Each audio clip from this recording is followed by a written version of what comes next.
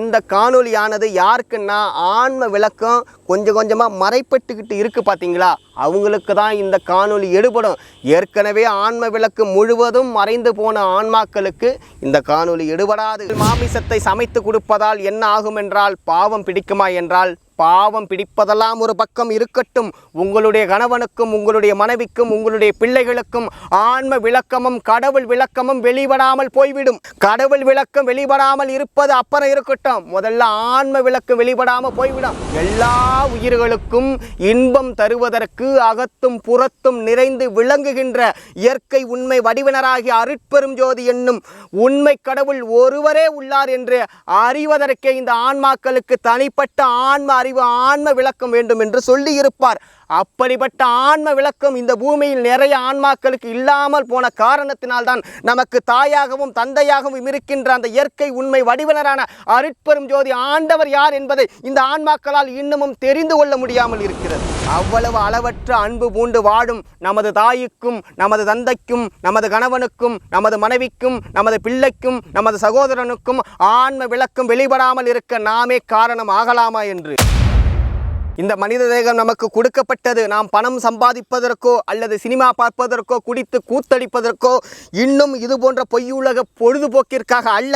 ஒவ்வொரு ஆன்மாவும் கடவுள் இன்பத்தை பெற வேண்டும் என்பதற்காகவே நமக்கு மனித தேகம் கொடுக்கப்பட்டது. அப்படி அந்த கடவுள் இன்பத்தை ஒவ்வொரு ஆன்மாவும் பெறுவதற்கு மிக மிக மிக முக்கியமானது ஆன்ம விளக்கமும் கடவுள் விளக்கமும். இந்த ஆன்ம விளக்கத்தையும் கடவுள் விளக்கத்தையும் ஆமீச ஆகார். சில பேர் ரொம்ப பெருமையாக பேசுவாங்க, நான் பிற உயிர்கள் மீது கொண்ட கருணையினால் நான் மாமிசம் சாப்பிடுவதில்லை, நான் சன்மார்க்கத்தை பின்பற்றுவதால் மாமிசம் சாப்பிடுவதில்லை, நான் சிவபெருமானை நேசிப்பதால் மாமிசம் சாப்பிடுவதில்லை, அந்த வெங்கடாஜலபதியை நேசிப்பதால் நான் மாமிசம் சாப்பிடுவதில்லை என்று தன்னை ஒரு தியாகியாக நினைத்து தியாக உணர்வுடன் பேசுவார்கள். அந்த தியாக உணர்வெல்லாம் ஒரு பக்கம் இருக்கட்டும், மாமிசத்தை நீ தொட்ட, நீ சாப்பிட்ட, நீ ஒழிஞ்ச, அதான் உண்மை. யாராலையும் நம்மளை காப்பாற்ற முடியாது. அப்புறம் என்ன ஆகுனா, நீ ஆன்ம விளக்கம் இல்லாமலே பிறப்ப, ஆன்ம விளக்கம் இல்லாமலே வளருவ, ஆன்ம விளக்கம் இல்லாமலே செத்துடுவ. இவை எல்லாத்தையும் தாண்டி சில அதி புத்திசாலிகள் சில கேள்வியை கேட்பார்கள். ஹிட்லர் ஒரு சைவ உணவு பற்றாளர், அவர் ஒரு சைவ உணவு விரும்பி அவர் எப்படி பல லட்சக்கணக்கான மனிதர்களை கொன்று குவித்தார்கள் என்று. மற்ற உயிர்களும் நம்மை போலவே உயிரினம் என்றும் அவைகளை வெட்டும் போதோ அல்லது கொல்லும் போதோ அவைகளை துன்புறுத்தும் போதோ நமக்கு ஏற்படுகின்றது போலவே அவைகளுக்கும் வலிகளும் வேதனைகளும் ஏற்படுகின்றது என்பதை சொல்வதற்கு நான் முயற்சிக்கவில்லை இந்த காணொலியில். அதை எல்லாரும் நம்ம புரிஞ்சுக்கணும். நான் ஆன்ம விளக்கத்தை பற்றி இதை நான் பேசிக்கிட்டு இருக்கேன். கிறிஸ்துவ சமயத்தை பின்பற்றுகின்ற பல மனிதர்கள் ஆடு மாடு கோழி பன்றி மீன் போன்ற ஜீவர்கள் எல்லாம் நாம் உண்பதற்காகவே தேவன் படைத்தான் என்கின்றார்கள். இந்த தேவனுடைய கட்டளையை மீறியும் நாம் மாமிசத்தை ஆகாரமாக எடுத்துக்கொண்டால் அந்த தேவனுக்கு நாம் ஒவ்வொருவரும் துரோகம் செய்து கொண்டு இருக்கிறோம். ஆடுகளும் மாடுகளும் அல்லாஹ் நமக்காகவே படைத்தான் என்று அந்த அல்லாவின் பெயராலேயே அந்த வாயில்லாத ஜீவர்களாகிய ஆட்டையும் மாட்டையும் கொன்று ருசித்து வாழும் என் அன்பார்ந்த இஸ்லாமிய உறவுகளே, மனிதர்களாகிய நமக்கு அந்த அல்லாஹ் குறிப்பிட்டதை, அந்த அல்லாவின் விருப்பம் இத்தகையாக இருக்கும்போது அந்த அல்லாவின் பெயரால் இந்த உயிர்களை கொலை செய்து சாப்பிடுவது எந்த விதத்தில் நியாயம்? உண்மையில் நமக்கெல்லாம் மனசான்று என்று ஒன்று இருந்தால் இந்த ஈன செயலை செய்து அல்லாவை நாம் எப்படி 5 வேளை தொழ முடியும்? அல்லாஹ் கருணையானவர், அவர் கடவுளானவர் என்று நம்புகின்ற ஒவ்வொரு இஸ்லாமியனும் இதை ஆழ்ந்து சிந்திக்க வேண்டும். என் அன்பார்ந்த இஸ்லாமிய உறவுகளே, அந்த அல்லாவுக்கு யாரும் துரோகம் செய்யாதீர்கள். சமூகத்தில் உயர்ந்த பதவியில் இருக்கின்ற சிலர், குறிப்பாக டாக்டர் சிவராமன், சீமான் போன்றவர்களெல்லாம் மாமிசத்தை தொடர்ந்து ஆதரித்து பேசிக்கொண்டு இருக்கின்றார்கள். மாமிச உணவை அதிகமாக சாப்பிட்டவன் தான் நோபல் பரிசு வென்றிருக்கின்றான். மாமிச உணவை சாப்பிட்டவன் IAS IPS நீதிபதி உள்ளிட்ட பதவியில் இருக்கின்றான். நமக்கெல்லாம் பாதுகாப்பு வழங்க வேண்டியவர்கள் காவல்துறையினர். அப்படிப்பட்ட உன்னதமான காவல்துறையில் பணிபுரிந்த 2 ஈனப்பிறவி நாய்களுக்கு அன்பு இல்லாமல் அறிவு மட்டுமே இருந்து போனதால் தான் திருவண்ணாமலைக்கு சாமி கும்பிட வந்த 18 வயது பெண்ணை தன் தாயின் முன்பே கற்பழித்தார்கள். அந்த மாமிச ஆகாரம் இந்த ஆன்மாவுக்கு எவ்வளவு பெரிய பேராபத்தை ஏற்படுத்தும் என்பதை நீங்கள் தெரிந்து கொள்ள வேண்டும்.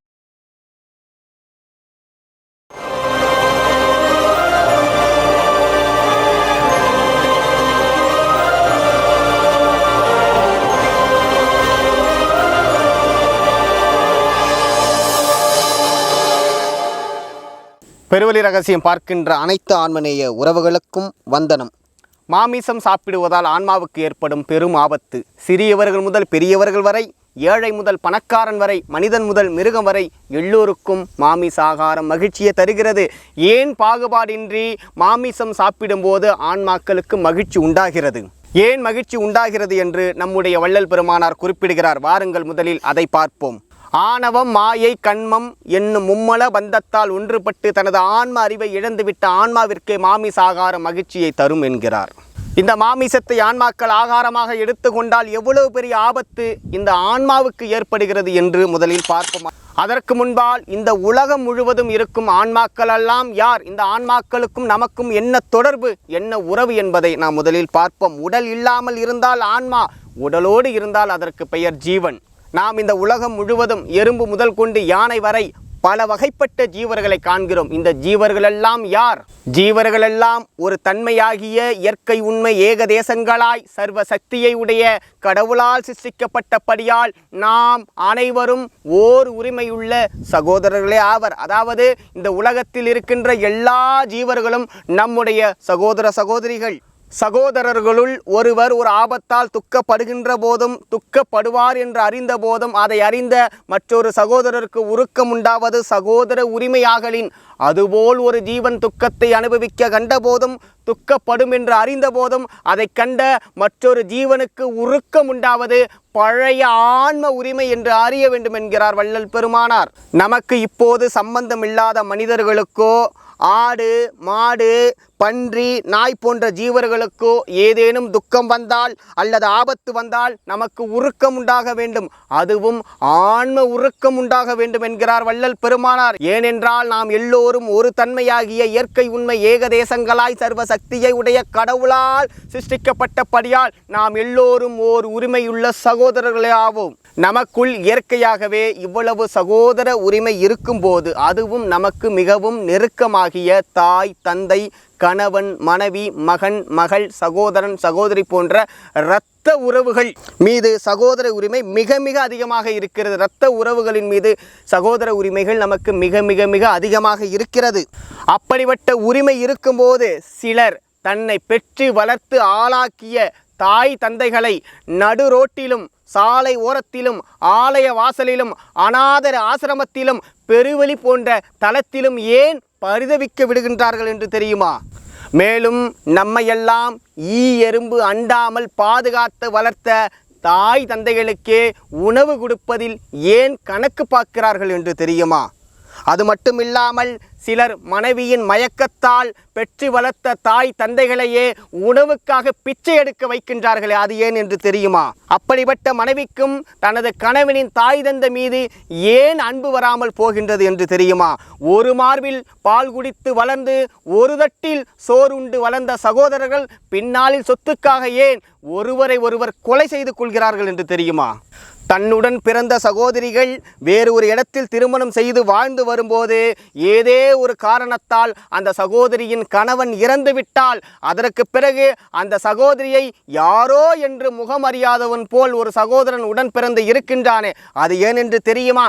கையில் பணம் இருந்தும் அந்த சகோதரி கணவன் இல்லாமல் தவிக்கும் போது வறுமை காலத்திலும் பணம் கொடுத்து உதவாமல் கல் போல நிற்கின்றானே, ஏன் என்று தெரியுமா? உடன் பிறந்த சகோதரன் தாய் தந்தை இல்லாமல் தவிக்கின்றானே, அவனுக்கு ஒரு பெண்ணை பார்த்து திருமணம் செய்து வைக்கலாம் என்று நினைக்காமல் தன் சகோதரனுக்கு திருமணம் ஏற்பாடு செய்ய தொடங்கினால் நமக்கு பணம் செலவாகிவிடும் என்று உடன் பிறந்த சகோதரியே உடன் பிறந்த சகோதரனை நற்றாற்றில் கையை நழுவ விட்டது போல் நிற்கின்றார்களே, இது ஏன் என்று தெரியுமா? 10 மாதம் வயிற்றில் சுமந்து பெற்ற குழந்தையை பச்சிலம் குழந்தை கூட என்று பார்க்காமல் பெற்ற தாயானவள் ஆறுகளிலும் குளங்களிலும் வீசி கொலை செய்து விடுகிறாளே, அது ஏன் என்று தெரியுமா?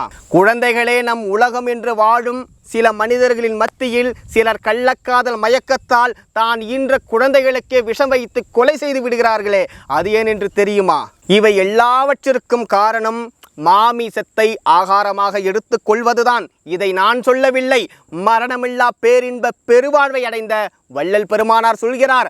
அவர் மாமிச ஆகாரத்தை தாமச ஆகாரம் என்கிறார். நாம் எக்காலத்திலும் தாமச ஆகாரமாகிய அந்த மாமிச ஆகாரத்தை நாம் சாப்பிடக்கூடாது என்கிறார். அப்படி சாப்பிட்டால் அந்த மாமிச தாமச ஆகாரத்தால் பூரண சத்துவமாகிய கடவுள் இயற்கை விளக்க ஏகதேசமும் ஏகதேச சத்துவமாகிய ஆன்ம இயற்கை விளக்கமும் விளங்காமல் போய்விடும் என்கிறார். கடவுள் விளக்கம் வெளிப்படாதபடி ஆன்ம விளக்கத்தை மறைத்த இம்சை ஆகாரமானதால் அது தாமச ஆகாரமானது என்கிறார் பெருமானார். இப்படி சிலர் பல பிறவிகளில் கடவுளின் கட்டளையை மீறி மாமிசத்தை ஆகாரமாக உணவாக எடுத்து கொண்டதால் தான் இந்த பிறவியில் துக்கப்படுகின்றவரை தமது சகோதரர் என்றும் துக்கப்படுகின்றார் என்றும் துக்கப்படுவார் என்றும் அறியத்தக்க ஆன்ம அறிவு என்கின்ற கண்ணானது அஞ்ஞானகாசத்தால் மிகவும் ஒளி மழுங்கினபடியாலும் அவைகளுக்கு உபகாரமாக கொண்ட மன முதலான உபநயனங்களாகிய கண்ணாடிகளும் பிரகாச பிரதிபதிதம் இல்லாமல் தடிப்பு உள்ளவைகளாக இருந்தபடியாலும் கண்டறிய முடியாமல் போயிற்று. அதனால் இவர்களுக்கெல்லாம் சகோதர உரிமை இருந்தும் தன்னுடைய இரத்த உறவுகள் மீதே அந்த ஜீவகாருண்யம் உயிரிறக்கம் உண்டாகாமல் இருந்தது என்று அறிய வேண்டும் என்கிறார் வள்ளல் பெருமானார். இவர்களையெல்லாம் ஆன்ம சிருஷ்டி விளக்கம் உள்ளவர் என்று நினைக்க கூடாது என்கிறார் வள்ளல் பெருமானார். ஆனால் அதே சமயத்தில் ஜீவகாருண்யம் உள்ளவர்களெல்லாம் ஆன்ம சிருஷ்டி விளக்கம் உள்ளவர்கள் என்று அறியப்பட வேண்டும் என்கிறார் வள்ளல் பெருமானார். ஏன் திடீர்னு மாமிசத்தை பற்றி காணொளி வருகிறது என்றால், நமது ஆன்மநேய உறவுகள் சிலர் என்னிடம் தொடர்பு கொண்டும் வாட்ஸ்அப் மூலம் தொடர்பு கொண்டும் அலைபேசியில் தொடர்பு கொண்டும், ஐயா நான் மாமிசம் சாப்பிடுவது கிடையாது, ஆனால் என்னுடைய பிள்ளைகள் சமைத்து தர கேட்கிறார்கள், எனது கணவன் சமைத்து தர கேட்கிறார், என்னுடைய மனைவி கடையில் இருந்து வாங்கி வர சொல்கிறாள் என்று பல ஆன்மநேய உறவுகள் என்னிடம் அலைபேசியிலும் வாட்ஸ்அப் மூலம் தொடர்பு கொண்டு பேசி புலம்பியிருக்கிறார்கள். என்னுடைய மனசாட்சியை அந்நேரத்தில் கொன்றுவிட்டு அவர்களுக்கு நான் இதை செய்து தருகிறேன் என்றும் புலம்புகிறார்கள். மேலும் பிள்ளைகளின் பள்ளிகளிலும் பிள்ளைகளுக்கு உடல்நிலை சரியில்லாமல் மருத்துவமனைக்கு சென்றால் அங்கு மருத்துவர்களும் மாமிசத்தை சாப்பிட சொல்லி வற்புறுத்துகிறார்கள். அதனால் நாங்கள் சமைத்து கொடுக்கின்றோம் என்று மனைவிமார்களும் கடையில் இருந்து வாங்கி தருகிறோம் என்று கணவன்மார்களும் சொல்கிறார்கள். இவையெல்லாம் தாண்டி இவர்கள் ஏன் அப்படி செய்கின்றார்கள் என்றால், மாமிசத்தை சாப்பிட்டு தன்னுடைய கணவனும் மனைவியும் பிள்ளைகளும் மகிழ்ச்சியாக இருக்கிறார்கள் என்ற ஒரே காரணத்திற்காக தான். நமது ஆன்மநேய உறவுகள் தங்களின் பிள்ளைகள் அல்லது கணவன்கள் மனைவிகள் எதிர்காலத்தில் மாமிச ஆகாரத்தை உணவாக எடுத்து கொள்வதை விட்டு விடுவார்கள் என்பதை நாங்கள் நம்புகிறோம் என்கிறார்கள். நீங்கள் மாமிசத்தை சாப்பிடவில்லை என்றாலும் எதற்காக நீங்கள் அந்த மாமிசத்தை சமைத்து கொடுக்கின்றீர்கள் என்றால், தன்னுடைய கணவனும் மனைவியும் பிள்ளைகளும் மகிழ்ச்சியாக இருக்கின்றால் என்ற ஒரு காரணத்திற்காக தான் தங்களுடைய மனசாட்சியை கொன்றுவிட்டு இப்படிப்பட்ட ஒரு வேலையை செய்கின்றீர்கள். அப்படி நீங்கள் மாமிசத்தை சமைத்து கொடுப்பதால் என்ன ஆகும் என்றால், பாவம் பிடிக்குமா என்றால், பாவம் பிடிப்பதெல்லாம் ஒரு பக்கம் இருக்கட்டும், உங்களுடைய கணவனுக்கும் உங்களுடைய மனைவிக்கும் உங்களுடைய பிள்ளைகளுக்கும் ஆன்ம விளக்கமும் கடவுள் விளக்கமும் வெளிப்படாமல் போய்விடும். கடவுள் விளக்கம் வெளிப்படாமல் இருப்பது அப்புறம் இருக்கட்டும், முதல்ல ஆன்ம விளக்கம் வெளிப்படாமல் போய்விடும். ஆன்ம விளக்கம் வெளிப்படாமல் போய்விட்டால் நாளை பிற்காலத்தில் உங்கள் மீதே உங்கள் பிள்ளைகளுக்கு தயவு இல்லாமல் அன்பு இல்லாமல் போய்விடும். அவர்கள் உங்களை பரிதவிக்க விட்டு விடுவார்கள். பிறகு எந்த உயிர்கள் மீதும் இவர்களுக்கு தயவு இல்லாமல் போய்விடும். அப்படி தயவு இல்லாமல் போய்விட்டால் ஆன்ம விளக்கம் இல்லாமல் போய்விடும். அப்படி ஆன்ம விளக்கம் இல்லாமல் போய்விட்டால் நாளை அவர்களுக்கு கடவுள் விளக்கம் வெளிப்படாமல் போய்விடும். நம்முடைய பெருமானார் அவர் எழுதிய விண்ணப்பத்தில் ஒரு செய்தியை சொல்லியிருப்பார். அதை நீங்கள் எத்தனை பேர் கவனிச்சிருப்பீங்க தெரியல, நான் சொல்கிறேன், கவனிக்காதவங்க கவனிச்சிங்க. பெருமானார் சொல்லுவாங்க, எல்லா உயிர்களுக்கும் இன்பம் தருவதற்கு அகத்தும் புறத்தும் நிறைந்து விளங்குகின்ற இயற்கை உண்மை வடிவினராகிய அருட்பெரும் ஜோதி என்னும் உண்மை கடவுள் ஒருவரே உள்ளார் என்று அறிவதற்கே இந்த ஆன்மாக்களுக்கு தனிப்பட்ட ஆன்ம அறிவு ஆன்ம விளக்கம் வேண்டும் என்று சொல்லி இருப்பார்.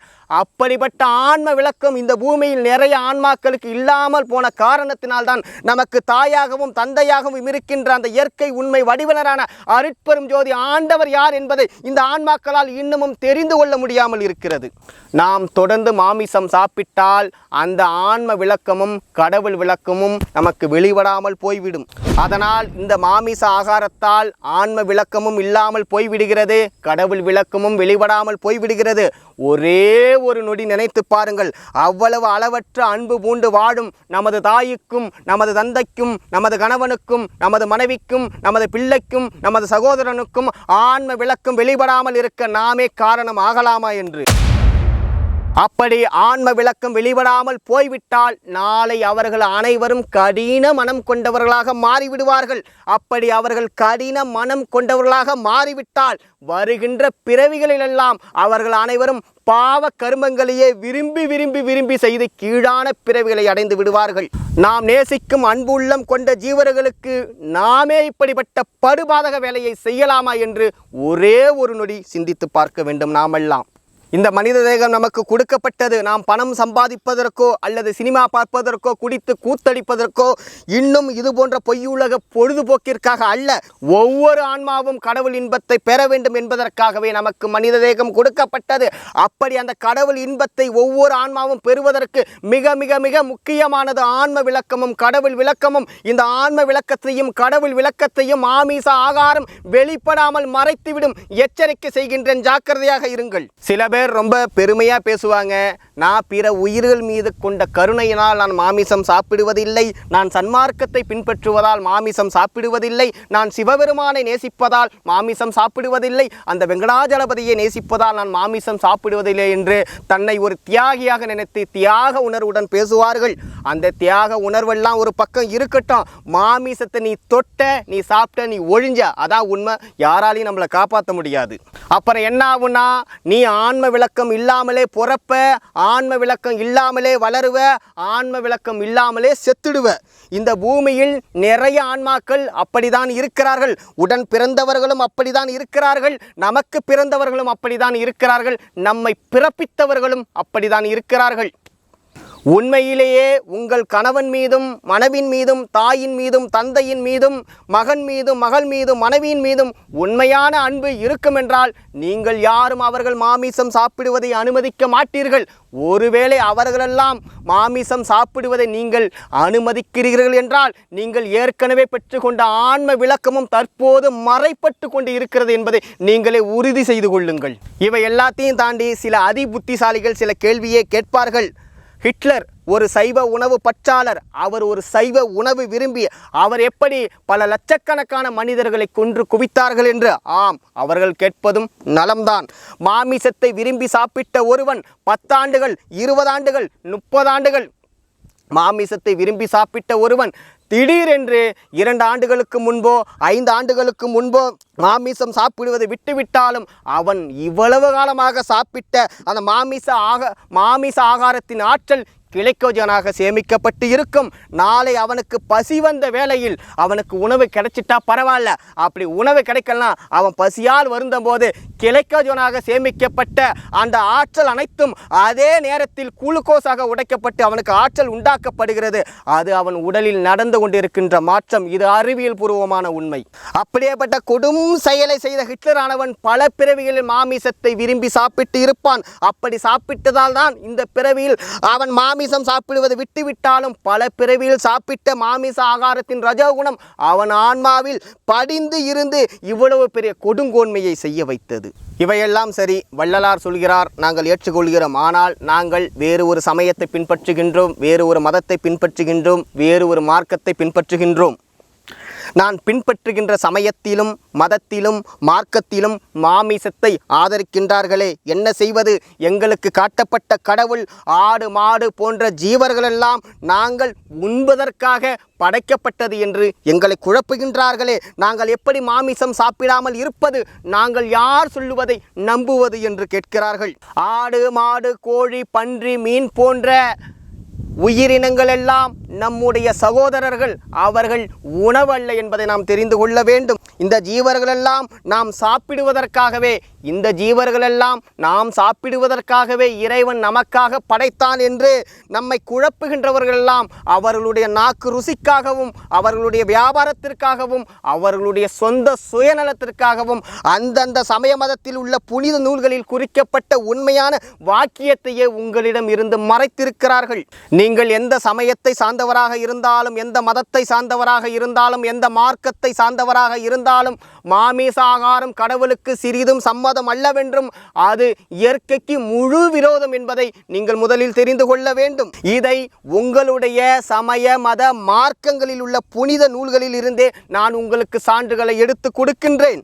உலகில் காணும் எந்த ஒரு சமய மத மார்க்கங்களை நாம் சார்ந்து இருந்தாலும் எல்லா உயிர்களையும் தன் உயிர் போல் பார்க்கின்ற உணர்வை வருவித்து கொள்ள வேண்டும் என்பதை உங்களுடைய சமய மத மார்க்கங்கள் நூல்களில் இருந்தே நான் சான்றுகளை முன்வைக்கின்றேன். நமக்கு ஏற்படுகின்ற அவத்தைகளான பயம், மூப்பு, பிணி, மரணம், துன்பம் முதலிய அனைத்தும் எல்லா உயிர்களுக்கும் உண்டு.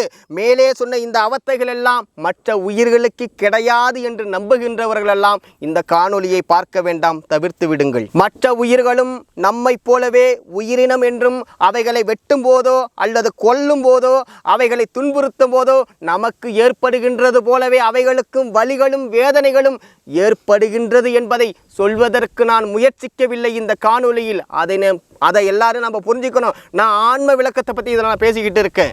அந்த ஜீவர்கள் எல்லாம் நம்மை போலவே உயிரினம் என்று அறிந்தும் உணவிற்காக அவைகள் கொலை செய்யப்படுவது பாவமில்லை என்று கருதுகின்ற ஆன்மீக மீதும் கடவுள் மீதும் நம்பிக்கை கொண்டவர்களுக்கும் பிற உயிர்கள் மீது அன்பு கொண்டவர்களுக்கு மட்டுமே இந்த காணொளி. திருமந்திரத்தை எழுதிய சித்தர் பச்சாய நற்குரு பூசைக்கும் பன்மலர் மற்றோர் அணுக்களை கொல்லாமை ஒன்மலர் என்று பாடுகிறார். அணுக்கள் என்றால் ஆன்மா என்ற அர்த்தம்.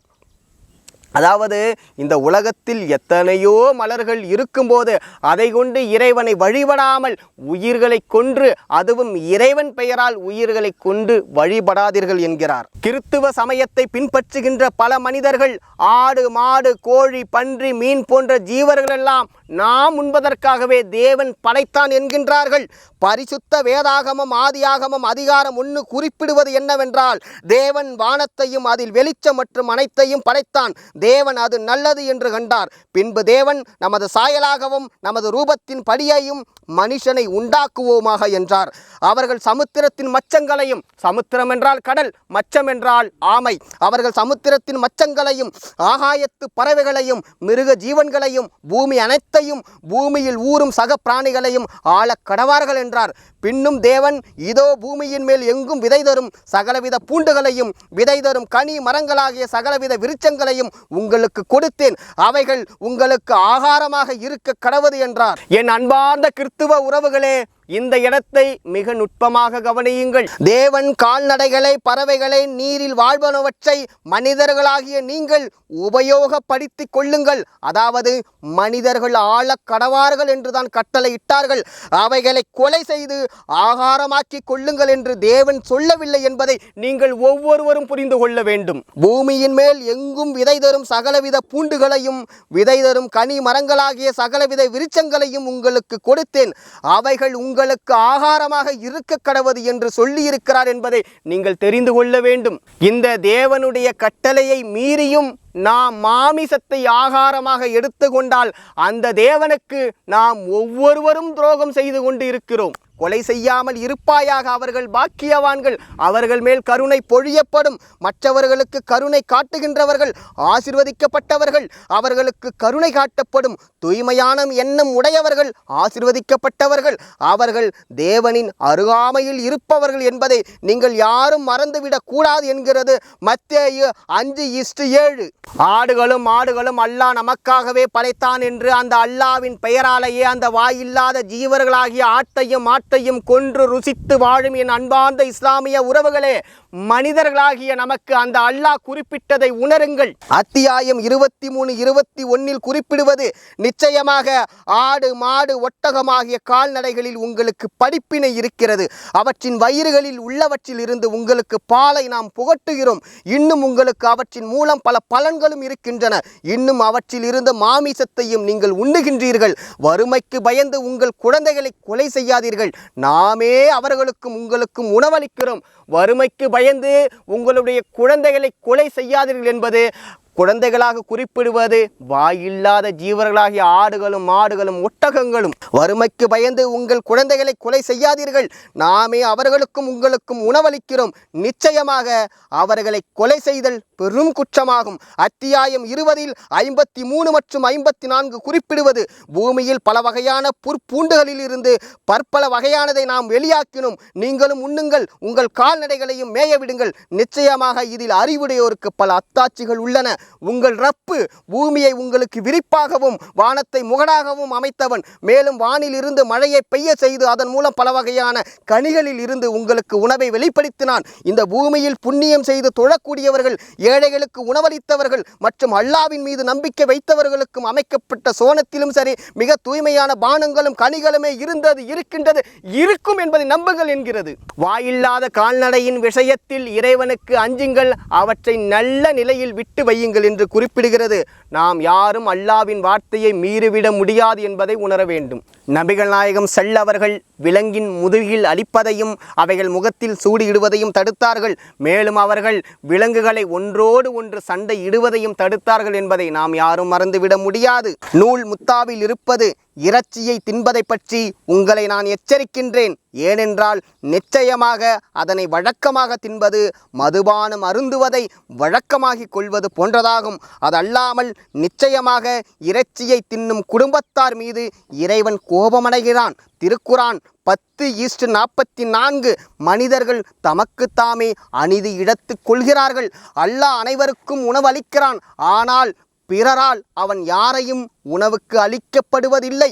பூமியில் உள்ள எந்த பிராணியும் தன் இரு இறக்கையால் பறக்கின்ற எந்த பறவையும் உங்களைப் போன்ற இனமே அன்றி வேறில்லை. அவன் எப்பொருளையும் பதிவேட்டில் விட்டு விடுவதில்லை. பிராணிகளில் இருந்து நீங்கள் கொடுக்கும் மாமிசங்களோ அவற்றின் இரத்தங்களோ ஒரு காலம் அல்லாவை அடைவதில்லை. அந்த அல்லாவின் விருப்பம் இத்தகையாக இருக்கும்போது அந்த அல்லாவின் பெயரால் இந்த உயிர்களை கொலை செய்து சாப்பிடுவது எந்த விதத்தில் நியாயம்? உண்மையில் நமக்கெல்லாம் மனசான்று என்று ஒன்று இருந்தால் இந்த ஈன செயலை செய்து அல்லாவை நாம் எப்படி 5 வேளை தொழ முடியும்? அல்லாஹ் கருணையானவர், அவர் கடவுளானவர் என்று நம்புகின்ற ஒவ்வொரு இஸ்லாமியனும் இதை ஆழ்ந்து சிந்திக்க வேண்டும்.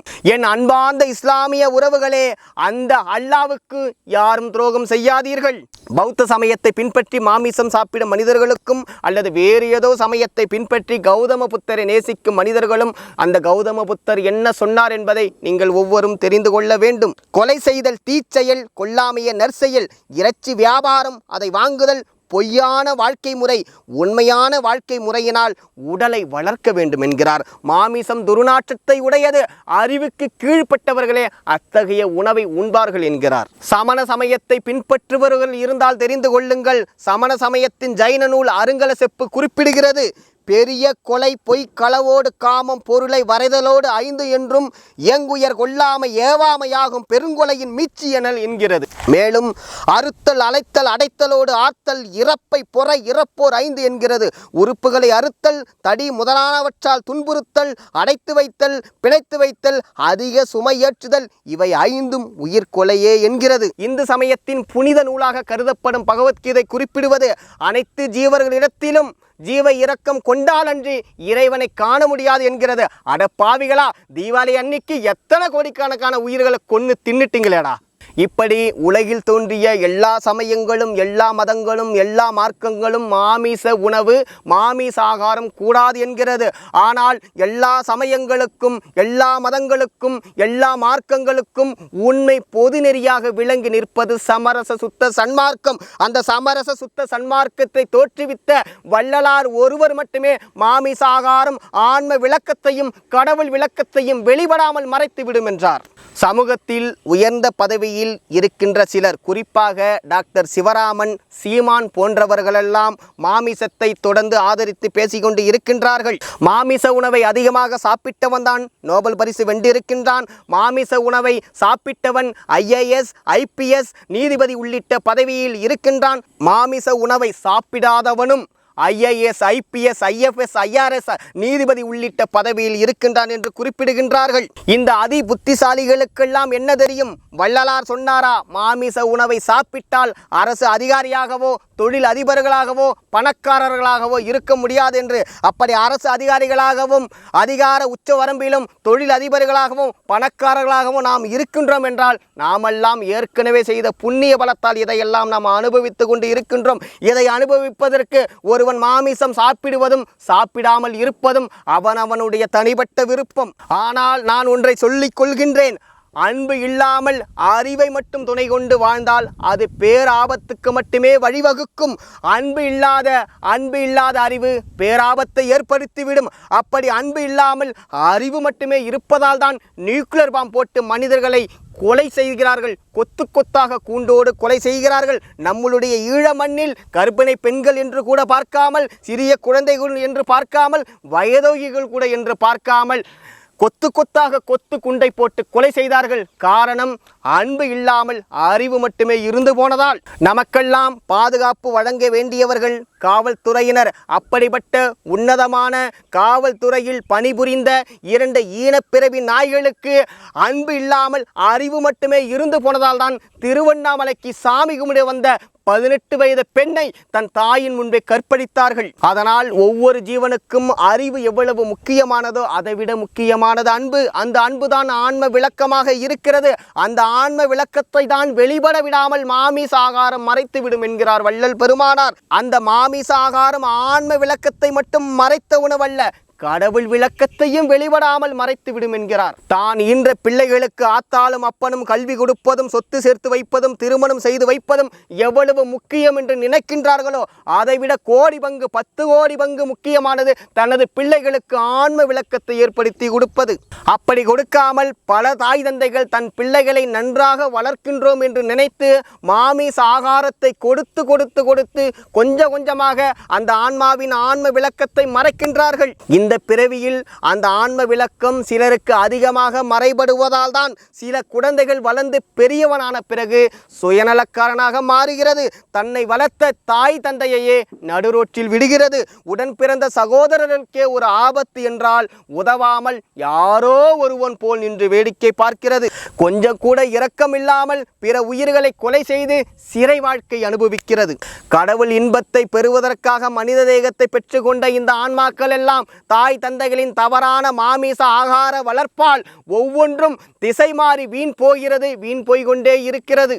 இனிமேலாவது மாமிசத்தை ஆகாரமாக தன் பிள்ளைகளுக்கு கொடுக்கலாமா அல்லது தானும் சாப்பிடலாமா என்று நீங்கள் தான் இனிமேல் ஒவ்வொருவரும் சிந்திக்க வேண்டும். இதையெல்லாம் மீறியும் நீங்கள் மாமிசத்தை ஆகாரமாக எடுத்துக்கொண்டால் அந்த அருட்பெரும் ஜோதி ஆண்டவரால் கூட உங்களுக்கு ஆன்ம விளக்கத்தை ஏற்படுத்த முடியாது என்பதை நீங்கள் தெரிந்து கொள்ள வேண்டும். இதெல்லாம் சரி, சமயத்தின் மீதும் மதத்தின் மீதும் மார்க்கத்தின் மீதும் ஏன் கடவுள் மீது கூட நம்பிக்கையற்ற நாத்திகவாதிகள் நாங்கள். நீ சொல்கிறதெல்லாம் நாங்களாம் எப்படி நம்புவது என்று நீங்கள் கேட்கலாம். நீங்கள் சமயத்தின் மீதும் மதத்தின் மீதும் மார்க்கத்தின் மீதும் நம்பிக்கையற்றவர்களாக இருக்கலாம், ஏன் அந்த கடவுளின் மீதும் நம்பிக்கையற்றவர்களாக இருக்கலாம். ஆனால் நீங்கள் ஒவ்வொருவரும் அறத்தின் மீது நம்பிக்கை உடையவராக இருக்க வேண்டும். அப்படி அறத்தின் மீது நீங்கள் நம்பிக்கை இல்லை என்றால் நீங்கள் மனிதன் அல்ல, மிருகம். சிலப்பதிகாரம், மணிமேகலை, சீவக சிந்தாமணி, வளையாபதி, குண்டலகேசி, புறநானூறு, அகநானூறு, அறநெறிச்சாரம், யசோதர காவியம் போன்ற எத்தனை அறநூல்கள் இந்த பூமியில் உண்டு. இவ்வுலகில் தோன்றிய ஒரே ஒரு அறநூலாவது மாமிசத்தை ஆதரித்து இருக்கிறதா? இந்த மாமிச ஆகாரத்தை ஆதரித்து இருக்கிறதா என்றால் இல்லை. கொல்லாமை நன்று, கொலை தீது என்கிறது சிறுபஞ்ச மூலம். கொல்லான் உடன்படான், கொல்வான் இனம் சேரான் என்கிறது ஏழாதி. உயிர்கள் ஓம்புமின் ஊன் விடிந்து உண்ணன்மின் என்கிறது வளையாபதி. கொன்று நுகரும் கொடுமையை உள் நினைந்து அன்றே ஒழிய விடுவானேல் என்கிறது அறநெறிச்சாரம்.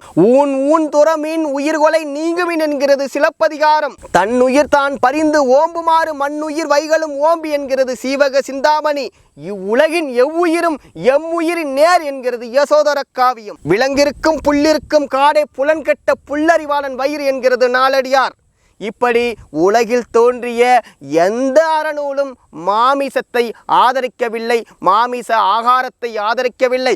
இப்படி எந்த நூலும் எந்த அறநூலும் மாமிசத்தை ஆதரிக்கவில்லை என்றால் அந்த மாமிச ஆகாரம் இந்த ஆன்மாவுக்கு எவ்வளவு பெரிய பேராபத்தை ஏற்படுத்தும் என்பதை நீங்கள் தெரிந்து கொள்ள வேண்டும். இதற்கு மேலும் உங்களுக்கு எடுத்து சொல்ல முடியாது, கிளிபிள்ளைக்கு எடுத்து சொல்வது போல எடுத்து சொல்லிவிட்டேன். முக்கியமா இன்னொரு விஷயம் தெரிஞ்சுக்கணும். இந்த காணொலியானது யாருக்குன்னா ஆன்ம விளக்கம் கொஞ்சம் கொஞ்சமாக மறைப்பட்டுக்கிட்டு இருக்குது பார்த்தீங்களா, அவங்களுக்கு தான் இந்த காணொலி எடுபடும்.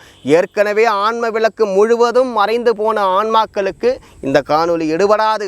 அவர்கள் பல பிறவியில் சென்று ஜீவகாருண்யம் செய்து ஆன்ம விளக்கத்தை கொஞ்சமாக ஏற்படுத்தி கொண்டால்தான் இந்த காணொலி அவர்களுக்கு எடுபடும், விளக்கப்படும். எனக்கு ஒரே ஒரு சந்தேகம் என்னன்னா, இந்த மாமிச ஆகாரம் எவ்வளவு பெரிய பேராபத்தை தருகிறது, முக்கியமாக இந்த ஆன்மாவை எந்த அளவுக்கு நுட்பமாக சிதைக்கிறது, இந்த ஆன்மாவுக்கு எவ்வளோ பெரிய தாங்க முடியாத துயரத்தை உண்டாக்குகிறது, இந்த ஆன்ம விளக்கம் வெளிப்படாமல் மறைக்கிறது, கடவுள் விளக்கம் வெளிப்படாமல் இந்த மாமிச ஆகாரம் மறைக்குதுன்னு தெரியும். இதையெல்லாம் சாதாரண மனிதர்கள் நமக்கு தெரியறது வாய்ப்பு கிடையாது. ஆனால் யோகிகள், மகான்கள், ரிஷிகள் இவங்களை போன்ற இந்த பெரியவர்களுக்கெல்லாம் நிச்சயமாக தெரிந்திருக்கும். அப்படி தெரிந்திருக்கும் போது மகா அவதார் என்று போற்றப்படுகின்ற பாபாஜி அவர்கள் தன்னுடைய சீடனை எப்படி முட்டை சாப்பிட சொல்லி வற்புறுத்தினார். அதுவும் ஒரு நாளைக்கு 2 முட்டை பச்சையாவது கருக்கியாவது அவித்தாவது ஏதாவது பண்ணி சாப்பிடுன்னு சொல்லி அது என்ன சொல்கிறது டார்ச்சர் பண்ணியிருக்காரு. அதை கேட்டு அவருடைய சீடன் நீலகண்டன் அதை உணவாக உட்கொண்டு இருக்கின்றார்களே, ஏன் இவருக்கு தெரியாதா? அதாவது இன்றைக்கி ஆட்டுக்கறி 1500 ரூபா 1000 ரூபா விற்குது, பசுமாடு வெட்டி கொள்கிறான் அது 500 ரூபா விற்குது, கோழி 200 ரூபா 300 ரூபா விற்குதுன்னு சொல்கிறாங்க. ஆனால் இதெல்லாம் பணம் இருக்கிறவன் சாப்பிட்லாம். ஆனால் இதற்கெல்லாம் வழி இல்லாதவன் என்ன பண்ணலாம்? மாமிசத்தை சாப்பிட முடியாது. அப்படிப்பட்ட ஏழையும் மாமிசம் சாப்பிட வேண்டும் என்ற சூட்சமமான நோக்கத்தில்தான் அந்த முட்டையானது 2 ரூபாய்க்கும் 5 ரூபாய்க்கும் இன்று சந்தையில் விற்கப்படுகிறது. இதையெல்லாம் யார் செய்யறா? எதற்காக செஞ்சுக்கிட்டு இருக்கான்? இந்த பூமியில் இந்த ஆன்மாக்களுக்கெல்லாம் ஏன் ஆன்ம விளக்கம் ஏற்பட விடாமல் மறைக்கிறான்? இன்றைக்கி தொழில்நுட்பம் அதிகமாக போனதுனால, இந்த டெக்னாலஜினால் யூடியூப்பை திறந்தா, இன்ஸ்டாகிராமை திறந்தா, ஃபேஸ்புக்கை திறந்தா இந்த மாமிசத்தை விதவிதமாக சமைச்சு பல வண்ணங்களில் காட்டுறான். இது வரைக்கும் பார்க்காத வண்ணத்தை காட்டி ஆன்மாக்களை மயக்கிறான். இதெல்லாம் மயக்கிறது யார்? அப்புறம் முக்கியமாக நம்மளுடைய வேதாத்ரி மகரிஷி வள்ளலார் என்னுடன் இருந்து கிட்டத்தட்ட 10 ஆண்டுகள் என்னை வழி நடத்தினார் என்றெல்லாம் பேசியிருக்காரு. அப்படியேப்பட்டவர் எப்படி நம்மையெல்லாம் முட்டையை சாப்பிட சொல்லி கட்டாயப்படுத்தி இருக்கிறார் அவருடைய பாடலை. இதெல்லாம் நம்ம அடுத்தடுத்த காணொலியில் நம்ம வெளிக்கொண்டு வர போகிறோம். ஏனென்றால் இந்த செய்திகள் அனைத்தும் இந்த பூமிக்கு புதியதானது. அடுத்து ஏன் இந்த ஆன்மாக்கள் மாமிசம் வசம் போனார்கள்? ஏன் இவ்வளவு வண்ணமாக மாமிசம் இந்த பூமியில் சுழன்று வருகிறது? இந்த மாமிசத்தை இந்த ஆன்மாக்களுக்கெல்லாம் ஊட்டுவிக்கின்றவன் யார் என்பதை எல்லாம் வல்ல திருவருள் துணையால் வெளிப்பட போகின்றது. இந்த செய்தியை பார்த்து அறிவு விளங்கி கொண்ட எனது அறிவார்ந்த ஆன்மநேய உறவுகளுக்கு எங்களுடைய நெஞ்சார்ந்த நன்றியை தெரிவித்துக் கொள்கின்றேன். அருட்பெரும் ஜோதி, அருட்பெரும் ஜோதி, தனிப்பெரும் கருணை, அருட்பெரும் ஜோதி. எல்லா உயிர்களும் இன்புற்று வாழ்க, கொல்லா விரதம் குவளையமெல்லாம் ஓங்குக, சுத்த சன்மார்க்கம் எல்லா உலகும் தழைக்க, எல்லா உயிர்களும் இன்புற்று வாழ்க.